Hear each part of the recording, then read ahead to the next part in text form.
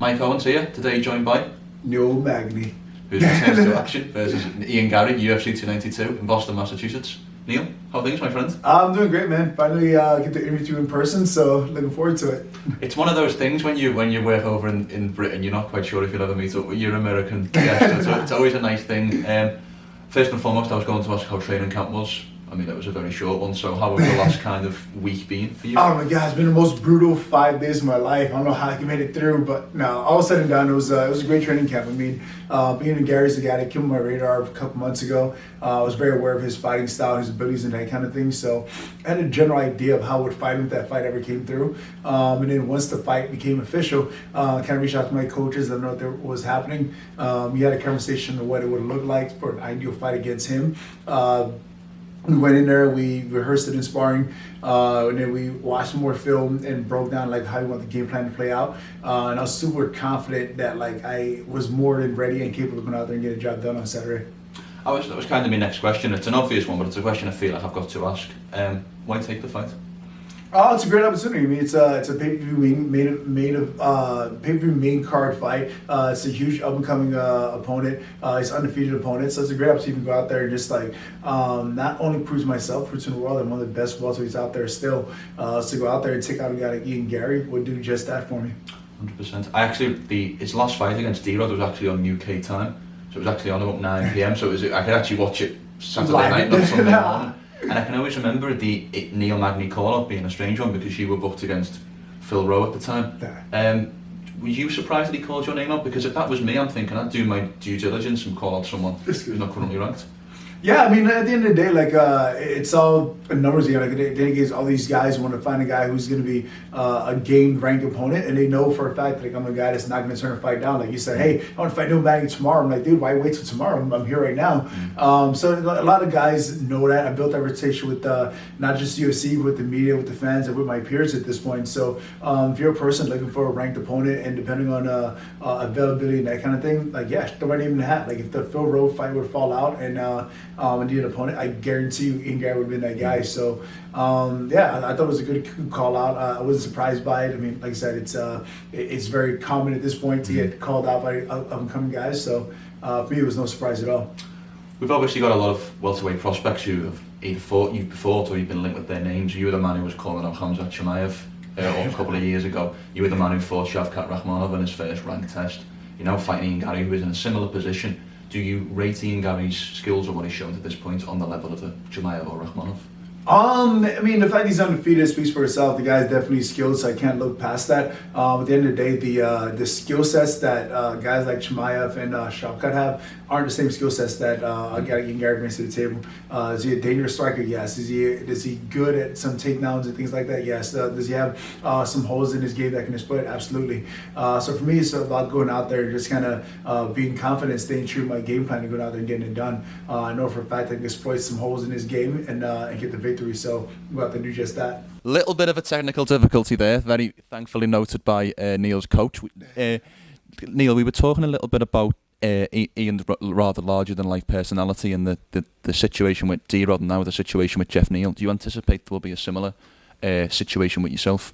Yeah, I mean, that's his antic, or that's his MO. Like, I could definitely see him going out there and doing a similar thing. But at the end of the day, I feel like for me, that adds more fuel to the fire. I mean, when he wore the mugshot picture of Geoffneal, that's something I took personal for Geoffneal. I mean, as a fighter, like fighting is just a small part of who we are. We have all these things that we do outside of the cage that actually is a true representation of who we are, or whatever. So being a guy who's experienced the highest of highs and lowest of lows throughout life itself, to see someone kind of take your one of your lowest moments and kind of like make a joke of it and kind of put it out there and prance around about it, like that just didn't sit well with me or whatever. I remember telling a training partner specifically, like, man, if Jeff doesn't stop this kid up, I will, kind of thing. Just kind of like give him a dose of reality. Hey, man, that's not cool. Like, we're professionals here. There's certain lines that you don't necessarily need to cross. I mean, everyone knows like wives, children, that kind of thing should be left out of promoting for a fight or whatever. And I feel like attacking someone at their lowest should also be left out as well. So yet again, go out there, teach them a lesson. And speaking about people maybe going below the belt and, you know, talking about wives and personal things, we've got Colby Covington back in action against Leon Edwards. Now, off camera, Neil insinuated that I'm setting this question up because it's a British fighter. I'm not at all. What I'd like to know is, do you think Leon defends the belt against Colby? Yeah, I mean, I just think that all biasness aside, I mean, I know the UK guys want him to win, but I just feel like Colby's fighting style is a very difficult fighting style for a guy like Leon to deal with. And Colby's a guy that's like, regardless of how the fight's going, regardless of what the crowd's saying, regardless of the feedback he gets, he's going to stay true to his fighting style. He's not going to abandon his game plan or try to necessarily appeal to the audience on fight night to kind of cater to him. He's going to stick to his game plan. If his game plan is to out-wrestle his opponent, he's going to do that for 15, 25 minutes, however long it takes to get it done, where some guys have the tendency of like, oh man, the crowd didn't like that, maybe I should switch it up mid-fight or whatever. I don't see Colby making that kind of mistake, and I feel like that would be a real difficult pressure and pace for Leon to keep up with, in my opinion. And talking about game plan, that's a really interesting point, because obviously you haven't had too much time to be able to formulate a game plan. I guess with that said, is the game plan a quintessential Neil Magny fight, which means the jab, it means the reach, it means the length, it means the clinch work, it means takedowns where possible? Would it be fair to assume that we should expect a classic Neil Magny fight in this one? Oh yeah, this would be a classic fight for sure. I mean, I might add a couple more slaps than usual just because of the antics he's pulled. But like at the end of the day, like it's pretty straightforward. I mean, like at this point, I fought anyone from like Olympic caliber athletes all the way to collegiate wrestlers that are like multi-time Division I champions or whatever. So I fought every single fighting style there is, like karate, wrestling, jiu-jitsu, kickboxing, boxing. I fought every single style there was, southpaw, orthodox.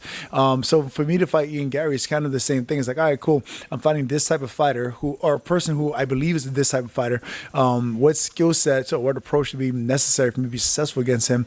So fighting Ian Garry, I feel like that's kind of the same approach. I'm like, all right, cool. Let me grab this weapon off the shelf. Let me grab this weapon off the shelf. Let me throw these boots in my backpack or whatever, and I'm ready for war kind of thing. And that's how I approach this fight with Ian Garry, especially on a week's notice. Like I sat there with my coaches. They came up with a game plan. They came up with some of the areas they felt like I'd be successful in and that kind of thing. And I'm more than confident I can go out there and get it done. For those who don't know, Neil was actually already meant to be in town. He was going to be cornering Tough Finale finalist Austin Hubbard. Neil is still planning to corner Austin Hubbard and then fight about 2.5, 3 hours later. Just your overall emotions going into that experience with Austin, because I do know that you are very close friends. Yeah, I mean, Austin's a great guy and deserves this opportunity or whatever. And just as important as for me to go out and get the job done and get a win, I feel like it's just important for me to like be there for a friend and be there to support him in his moment as well. And I feel like regardless of what happens on fight night, if I were to go out there and win, if I was to be able to be present for Austin during his big moment, his big win, I feel like, oh man, I missed it. Like, even though I just went out there and got a big win on myself. So being able to go out there and corner a real close friend and watch him go out there and get the job done in order to secure a better future for himself and his family. Like, I couldn't be more proud of that moment, and I look forward to it just as much as I look forward to going out there and fighting myself that night. I love it. Well, last question from me. I do know you're a very busy man. Obviously, this is Wednesday of fight week. What I would like you to do, and I may have asked you this question before, this has become my signature final question. I would like you to give me a walkthrough of the perfect day on Saturday. So what happens when you wake up in the morning to when you go to sleep at night? Man, perfect day for fight day. I wake up, I'm feeling good, well rested, fully hydrated. Go down, grab some pancakes, have a conversation with my coaches, and then from there to start locking in. And start locking in mentally, feeling like, all right, this is it. This is fight day. It's about to go down.